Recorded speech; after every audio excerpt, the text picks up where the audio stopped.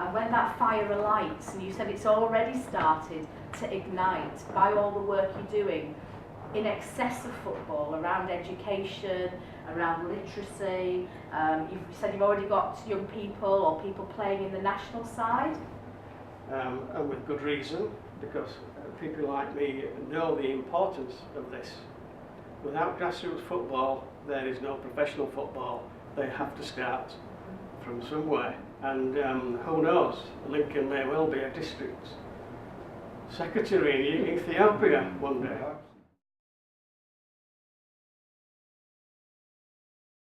My name is David. I'm one of the directors of ESA. Welcome to the Lord Mayor as well. Thank you very much for attending. I know it's a very, very precious time that everybody has, but we really thank you for everybody to attend today. Just to give you a brief outline, I'm going to introduce what we're going to have this morning. We're going to have an introduction and background of the ESA Foundation by the founder and managing director of Lincoln Richards. Following that, we're going to have a testimony by, on behalf of the late Ellis Hercules, from his son, Marcus. And after that, we're going to have the guest speaker, Jack Stott, from the Secretary Treasurer of the Leeds and District FA. Nice to see you. So thank you very much for all attending today. I'm now going to pass it on to finish the show. Thank you.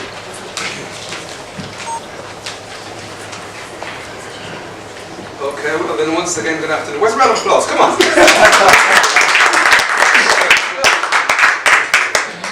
Okay, look, I'm going to say first of all, it's a privilege to be here and really an honour to be asked by the ESA Foundation, Ethiopia, Shashemene, Addis Ababa, you see. It's an event which is important. It's a small gathering, but it's very significant because it reflects a number of years of hard work. So for me, it's really a joy. I'm not saying too much, just going to be linking the main people who are actually here. And this event will become part of the history and the ongoing progression of some very good work out there in Ethiopia. We'll become much more familiar with what that work is, so that's not for me to do, but just to say a big welcome, and I'm asking everyone just to enjoy, listen, and then take away what you've actually heard to actually support the organisation, because in these political times worldwide, we need organisations such as the ESA who will take a stand and do things to help others rather than just be sat in our cosy corner. So at this point, I'd like to take great pleasure in introducing the Managing Director and Founder of the ESA Foundation, the Director, Mr. Lincoln Richards. Thank you. Good afternoon all. Afternoon there. Thanks for being here. I'm just going to give you a brief outline from where we started with the ESA Foundation. Familiarise yourself with it. There's a screen there, picture paints 1,000 words there. E is for Ethiopia, as you can see. That's Ethiopia there. Shashemane is where we're based. It's south of Addis. If you go further enough, you'll get into Kenya. And Addis is the capital of Ethiopia. Just familiarise yourself. I'll go back to my boyhood when I was around 10, when I first came from St. Kitts. And I was attending a school called Logo Primary School. There was an English teacher that was quite fond of us, and in turn we were fond of them. She mentioned one day, today children are going to speak about Ethiopia, the land where the animals speak. Animals speak? That sounds quite intriguing. So I was about 10 years old. At the age of 32, both Ellis Hercules and myself made our first visit to Ethiopia because of the love of football. Ethiopia itself was one of our main focus because we like the liberty culture behind it and the history from past years. So we then decided back in 1992, what can we offer the country? And we shared the same desire, it was football. So in 2005 we gathered all the youngsters together to formulate a team, so to speak. And you've got to bear in mind they haven't got much equipment as in the way of football.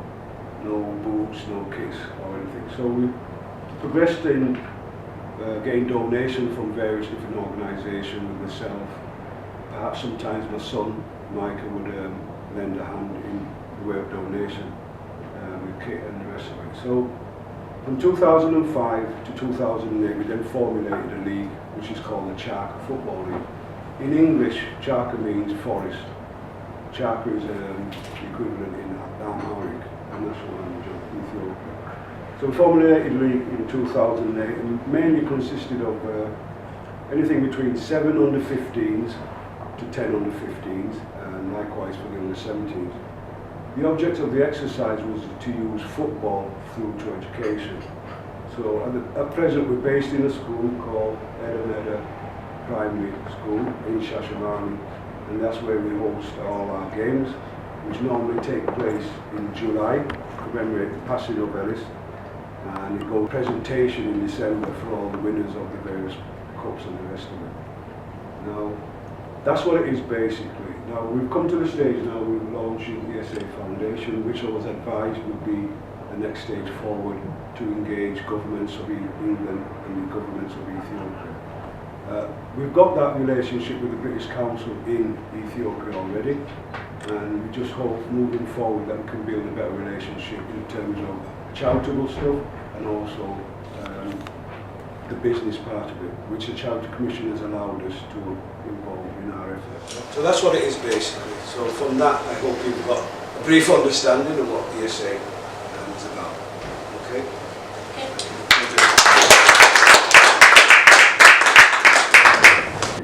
Sophisticated awesome. I can't see really closer. Okay, Lincoln, thank you very much for that. And I hope it gives the gathering here a little bit of understanding. One of the things that Lincoln said was about linking support from different countries, governments, and also organizations. But he talks about how it came about, and the good thing for us is that he'd mentioned Ellis Hercules. Ellis Hercules was somebody actually I went to school with. It was somebody who's probably a year older than me. One of the guys who was very much culturally, I'd say, a leader in terms of community trends, etc. And it's a pleasure. We've now got the late Ellis Hercules' son, Marcus Hercules, just to give a good testimony and a reflection of his father. So if you please welcome Marcus Hercules.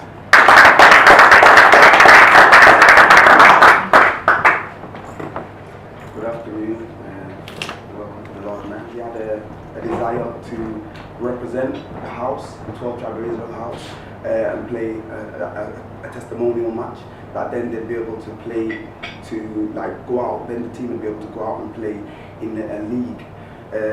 That wasn't possible for, I don't know, sometimes you want things, but they don't actually go the way you would like it for whatever reasons. And it wasn't possible. And I know that this hurt my dad and made him feel like he needed to take that next step and fulfill whatever his destiny was.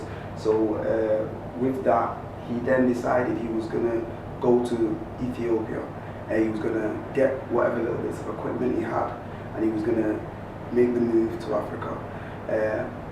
He did that, I think, because as his children at the time, we were, you know, a little bit like that, you know, we won't have you there type of thing, as a child would do.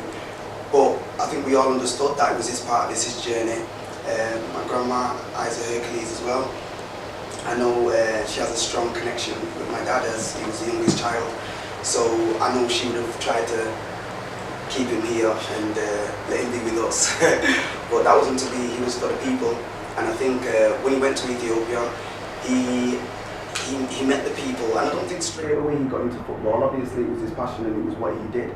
But I think he says, I got like an interview, and he says that some young people, they kind of came and asked him to come and help them with some football coaching. So he went to their training, and when he was there, he seen that they didn't have any balls as such. So he bought them some like plastic balls, some flyaways, you know, and they started with those.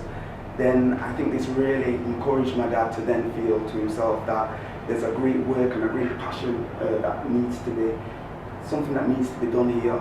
And with that, he would come back to England, working with Reuel Lincoln, and working with other brethren and sisters who helped him to kind of gather equipment and stuff, which and then they take back to Africa. They then hold tournaments. Within the tournaments, they would give these footballs away, football boots, trophies, and I think it was a big part of, it's like his journey. He was on it's something, it's not for yourself, it's something that he was doing, it was almost his duty.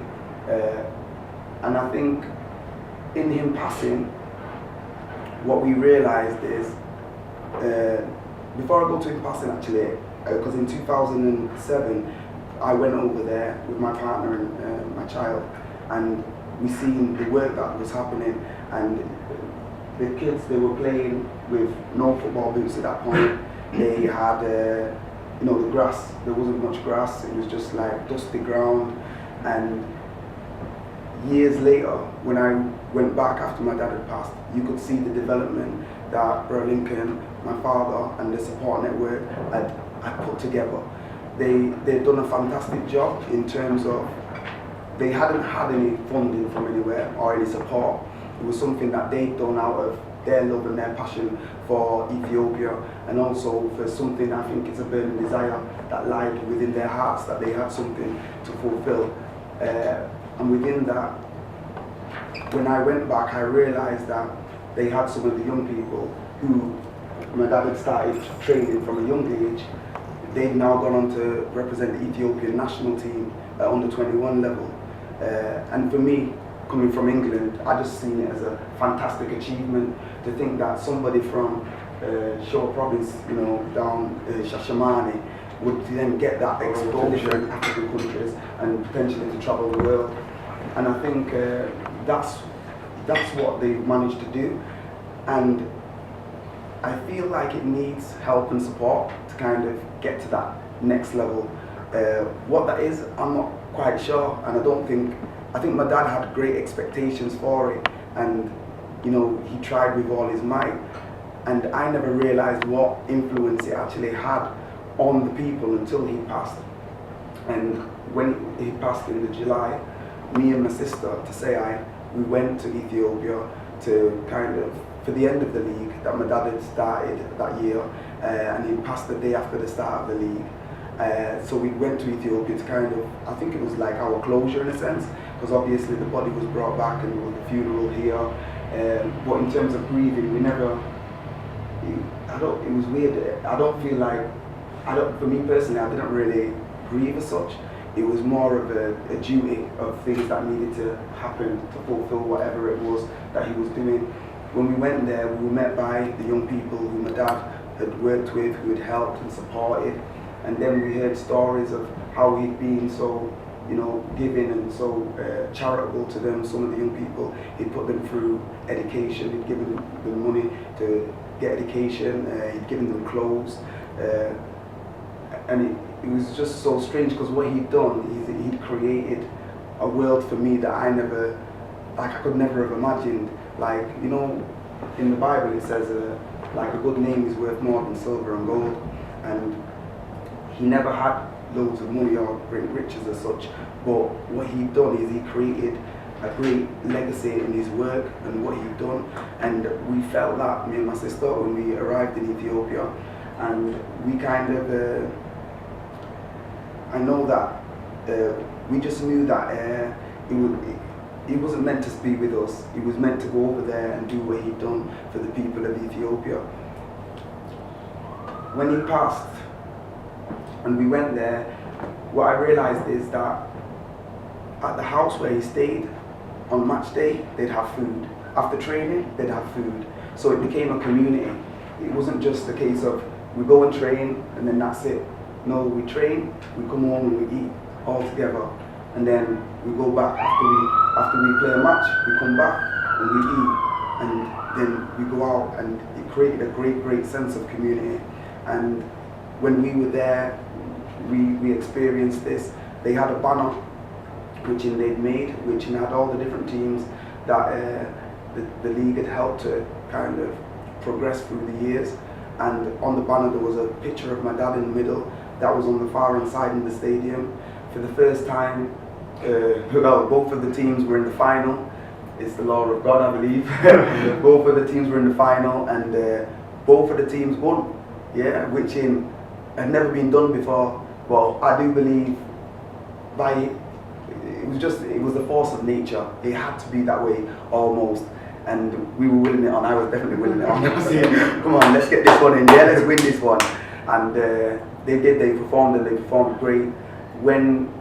And for me, what was my dad's send-off for me was when they had won, and at the end, the full final whistle had gone, and everyone ran towards this banner, and they ran and they grabbed the banner, and they started chanting, hey, hey, and they were chanting all the way across the pitch and just singing songs and stuff like that. They went all the way back to the house where they go, and where my dad stayed at the Manchester house, and they were chanting all the way up the road to there, carrying the banner.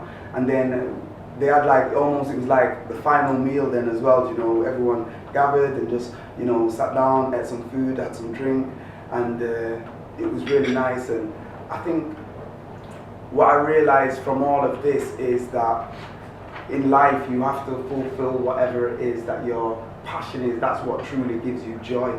And maybe if my dad hadn't have gone to Ethiopia, maybe he would have stayed here, maybe he would have been alive now, but his life wouldn't have been fulfilled.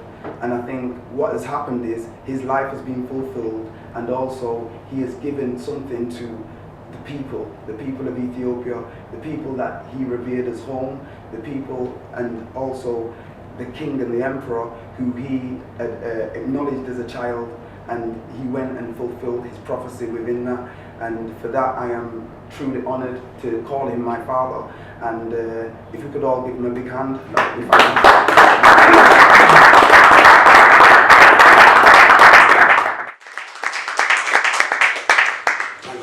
Thank you.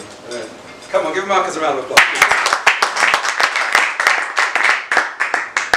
See, I was getting quite emotional there because I could understand what was being said, and I could feel it in the sense that, again, I said I knew your father, not person to person, we knew of each other, but coming out of Leeds, let me get it in context, coming out of Chapeltown, and then to actually have lived a life where you can actually have an impact on someone else's life and a community way across the ocean, but also to be sat here in this fantastic building where, when we were kids, we never imagined we'd set foot in this building.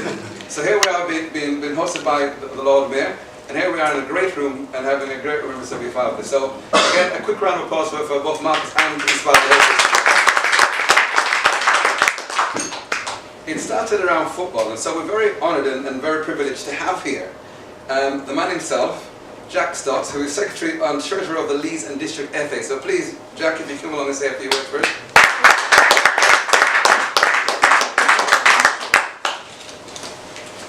Lord Mayor, distinguished guests, I'm extremely pleased to accept this invitation. When I did, I thought it was Lincoln wanting paying for me hiring his picture. And now I find out he wants me to have a quick word, I think, on football in Leeds, generally. As Marcus has said, you know, the passion involved is immense. A big tribute to his father there. And that is really the basis of any community involvement. And I think with any organisation, its members are influenced, even if it's unknowingly, by their groups, even personal groups. And they may not be aware of these groups or understand them, but they have a big influence on what takes place. Now, I'm the Secretary of the Leeds and District Football Association. Now, this association was founded between two FAs, the Leeds FA North and the Leeds FA South, outside of the River Ed. And they joined together in 1901.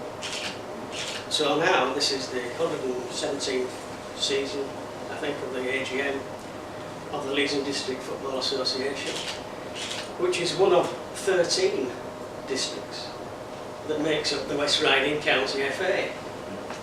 And the West Riding County FA is the governing body for the sport in the whole of the county. Now, the Leeds FA is the largest, and it's been involved in Leeds since those early days. And I don't think there's anything comparable in any other association in other countries. Certainly not with the Ethiopian Football Federation, which I think was founded in the 1940s. But when something's formed right from the beginning, then it evolves, obviously, but certain things still stay in place. There is things still in place now, a structure, that's still in place that was there all the many years ago. And that support is really needed. I mean, it was mentioned with Marcus that his father putting all this efforts in and seemed to be reaching a plateau where something extra was needed. And really that is essential. And we've been fortunate from the first beginnings of local football in Leeds to have had close cooperation with the Leeds City Council. I have records going back where the Leeds FA cooperated with Leeds City Council, who used the parkland, which they still do today, for the pitches. Now there's things afoot now for big investments from the FA and the Leeds City Council to improve these matters, which is really needed. Now, the Leeds FA is very much involved with the local people like Lincoln. When Lincoln invited me, it's because of our connection in football, basically. And he's very passionate about the game. And he may not know this, but the team that he is involved with, the Yorkshire Amateurs, is one of the oldest clubs in Leeds or in Yorkshire. It's only second to Leeds United in full membership of the FA. Now that's a technical thing, but it's a very old established club, and it has roots with Leeds FA. Leeds FA being directors of the land, the pitch is now Brackenedge, and going back, Ellen Road was not the home of Leeds United, it was the home of Yorkshire Amateurs, believe it or not. And then they moved on, they were sold to Leeds City, who then became Leeds United, and moved to Brackenedge. So really, we all have roots, and these things expand, and it's pleasing to see that something's been founded, you know, in Ethiopia, going like sort of 10 years, and now it's starting, you know, to grow. And this is what happens. Things do get a foothold, and then they expand, and then people support, and because of this support, then it can go forward. Now, going back, communication was fairly restricted, as we all know, going back to the early days of when the associations were formed. I mean, it's a very old association, it's a football association, but it's given it to the world. And you know, Leeds FA is one of the oldest in the UK of these district associations. So that would make it one of the oldest in the world. But the principles are the same wherever you go. It's community-based at grassroots level. The Ethiopian Federation, I was reading about a BBC interview, they are now going to focus on grassroots football, and with good reason, because people like me know the importance of this. Without grassroots football, there is no professional football. They have to start from somewhere. And who knows, Lincoln may well be a district secretary in Ethiopia one day. You know, by his work and his passion with these teams in Ethiopia. I mean, I know I'm having, so I have those unpleasant things to deal with, but then when I organise the finals at Ellen Road and see the faces of many other finals, and when you see how it affects them, the emotion is intense and makes it worthwhile. Now, when associations meet, or when districts usually have representative matches, and the two associations would meet, and what we do, it's an old principle if you like, tradition, is that the hosting association will give a little something to the opposing association, and a tie and a badge.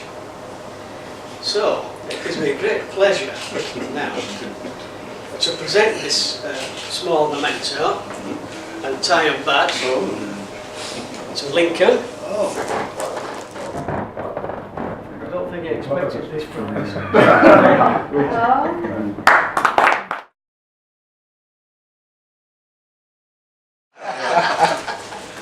Oh gosh, I tell you what, it's so far it's really been nice being here. I'm hearing some really good things. So, we said it's football, and it's not just football, but the main thing for me is that it's the effect it has, and I think you said it beautifully, it's the effect, it's not just football, it's beyond, it's communities. And so, speaking of communities, we have somebody who represents the city wonderfully well, the Leeds Lord Mayor of Leeds, Councillor Jane Dowson. You've been practicing. I'll try. Well, it's lovely to be here on what is actually quite a joyful occasion, because the start of anything new, and I'm saying new because it's new to us, it's not new to a lot of you because you've been working hard at it for an awfully long time, but I suppose as the Lord Mayor of Leeds, I always reflect back on Leeds' history, and Leeds is very passionate about its sport, it always has been. Obviously, we used to have a very good football team, and will again. We will again. And the football team is part of the community. It has a community foundation.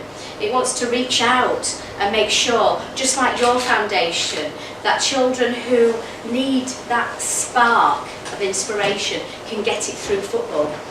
So the Football Foundation for Leeds is a really important thing. We've got rugby, who do well and then don't do well, and do well and don't do well. But this is the heartstrings, isn't it, of sport. It tears you in all sorts of different directions at the same time. But again, the Rhinos have a foundation because they know it's so much more than sport.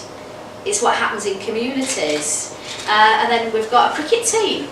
And again, you know, they've got a foundation and they're actually providing qualifications now, post-school.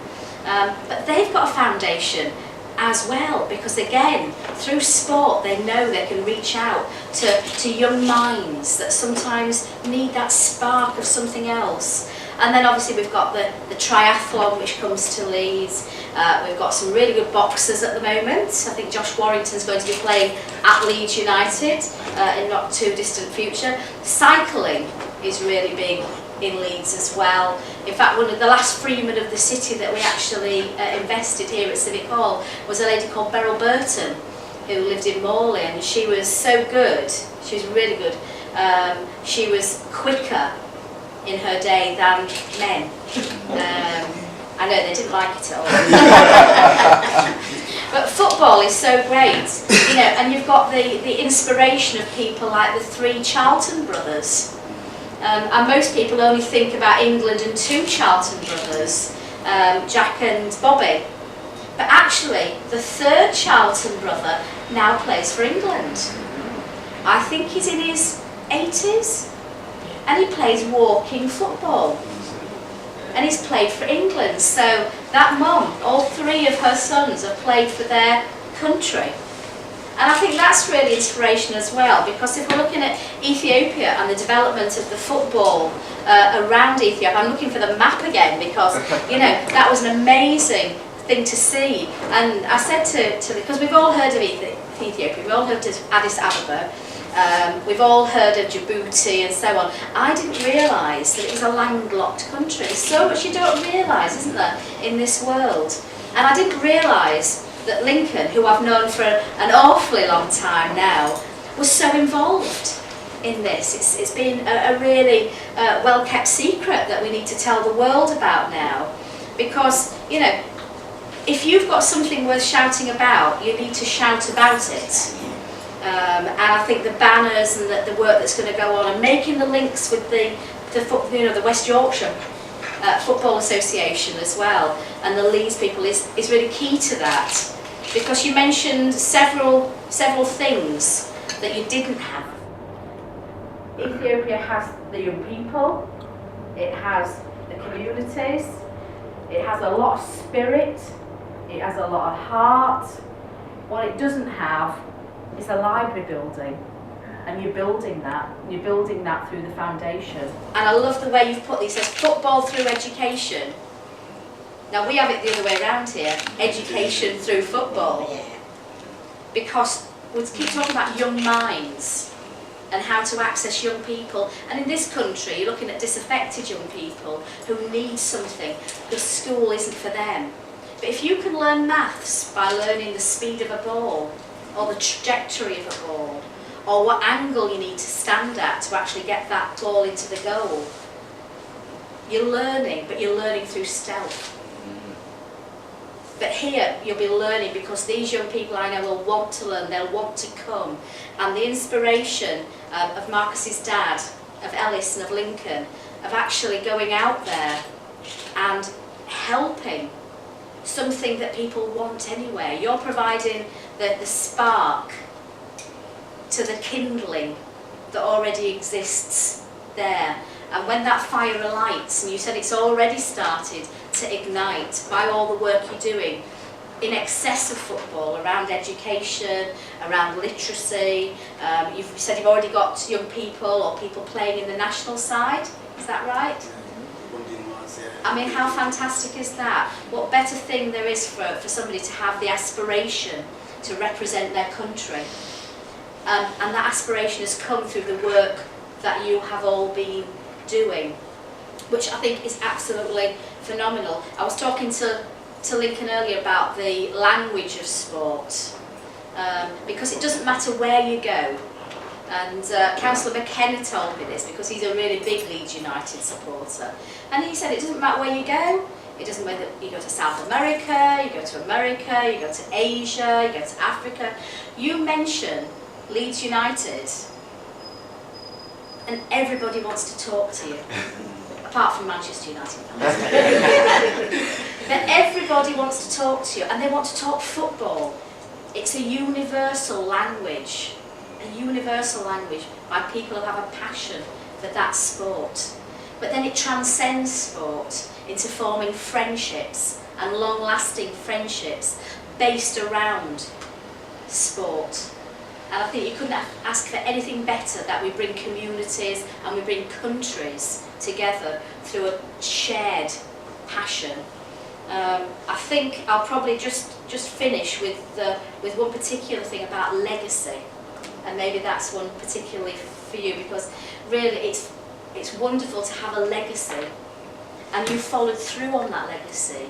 You didn't have to go to Ethiopia, you went to Ethiopia because you wanted to sort of fill that circle in, not stop it, but you wanted to make that circle a whole circle so that you can continue on that journey to actually make sure that the legacy that your dad started, you're going to continue with the ESA Foundation. And Lincoln does so much good here in Leeds with the people that you have at Ford Green and at Yorkshire Amateurs, because I knew Lincoln through Ford Green originally, which is why I keep mentioning it. But you know, they are clubs where people can go to enjoy themselves, to get fit, to actually keep their minds active, and to just give them that spirit and that heart as well that we talked about earlier. So I wish you every success. There is something that people always ask me, what's the best thing about being Lord Mayor of Leeds, you know? And I go to some great things. I mean, Victor and I were at a lovely event, that's where we met, but I do some absolutely wonderful things. But the real thing about Leeds, which I hope you're going to find, not only just in Leeds but all over, is that people are so giving. They're so giving of their money when they have it, but more importantly, they're giving of their time. You know, people volunteer, you're all volunteers, you volunteer of your time, day in, day out, to make the lives of others better. And I think there's no better thing in this world that you could actually do. So I'm really pleased to host you. I think we might even have some cakes later. It's a lovely opportunity. In fact, the curling up at the bottom. So I hope you're all going to enjoy it. Thank you so much for coming. I've really been impressed, more than impressed by the work you're doing, and I wish you every success going forward. Thank you.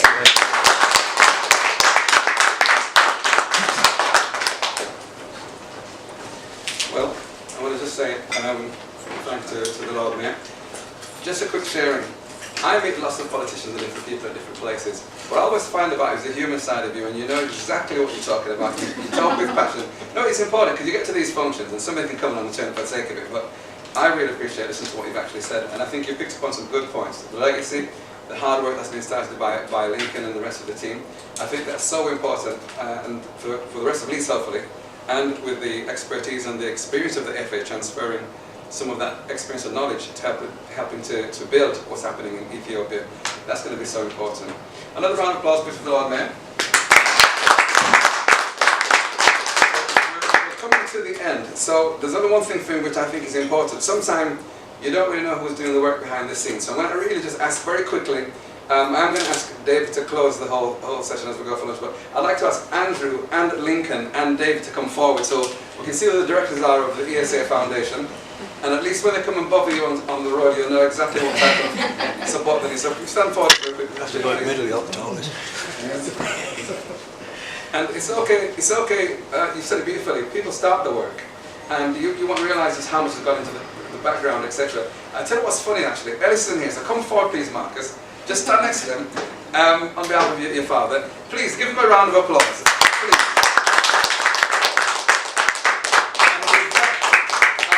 We're going to have some pictures afterwards. The Lord Mayor hopefully won't run away because we're doing some nice pictures with the directors and with yourselves and Jack and all the rest. But I'm going to ask David just to say thank you and close, and I'm going to take my seat. Thank you.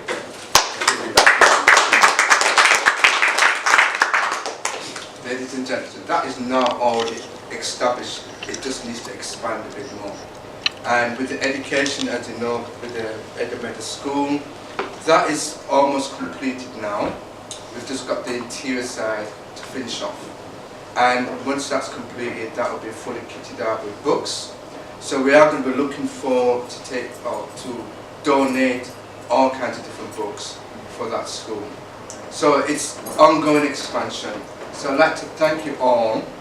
Jane, thank you very much. I have to say this, Jane. I met you on Mexpers many, many years ago, and we was doing an environmental we was going around in the community, and we was teaching about the environment and the cleaning up of the streets, and there was a gang of us. So that's how I remember you, Jane. And it's so important of that as well, environment. And that's all included in what we do as well. So thank you very much. Mrs. Hercules, it's a pleasure to have you here. Jack Stott, thank you. And Stott. Is it Stott? Stott. Stott. Jack Stott, thank you very much. Sierra Tango, Oscar Tango. And Mr. Jeff Bourbon, thank you for coming. And all distinguished guests. Can I say one quick thing before you? I'm sorry, I've been remiss. I have to apologise, not here. Leeds University has started the ball rolling by donating 10 computers to the project. So on behalf of Leeds University,